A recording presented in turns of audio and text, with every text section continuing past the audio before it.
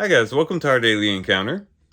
In Romans chapter 12, verses 1 and 2, we have a pretty good summary of what it means to live a consecrated life before God.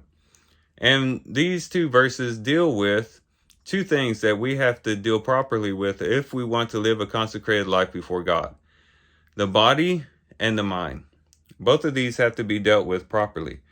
In verse 1, we find that the body needs to be offered up as a living sacrifice. It says, "Therefore I urge you, brethren, by the mercies of God, to present your bodies a living and holy sacrifice acceptable to God, which is your spiritual service of worship." And here Paul, of course, is alluding to the sacrifices under the Old Testament, under the law, that dealt with these various animals that people would bring and present before God as a sacrifice before Him. It was their spiritual worship, in a sense, towards God as they attended the various feasts with these various offerings. But now the Apostle Paul is saying you need to offer up your own body as a living sacrifice, not a sacrifice that you give and it dies and that's it, but a sacrifice that is constant. And this seems to allude back to chapter 6, where the Apostle Paul says that we have been buried with Christ into death, and that we've been crucified with Christ so that the body of sin might be done away with. And so the idea there is that we no longer live according to the flesh. The law of our members will constantly be in battle with, in war with the things of the Spirit. And as long as we continue to allow the body to influence us, we'll be drawn more and more away from spiritual things. And so the Apostle Paul would say we need to deal decisively with our bodies and submit our bodies to the Lord and offer them up as a living sacrifice to Him.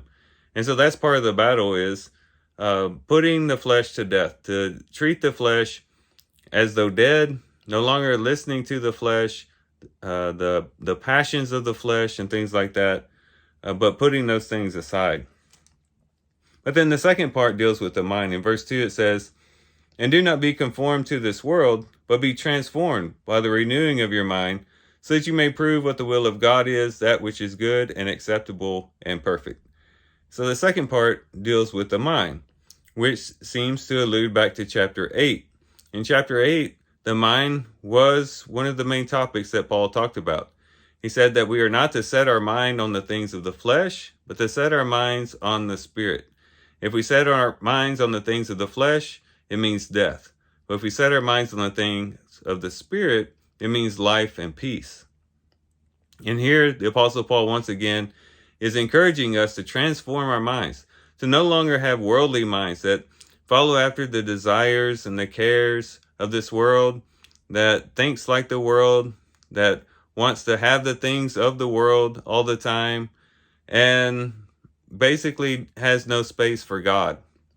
Here, the Apostle Paul says you need to transform your mind.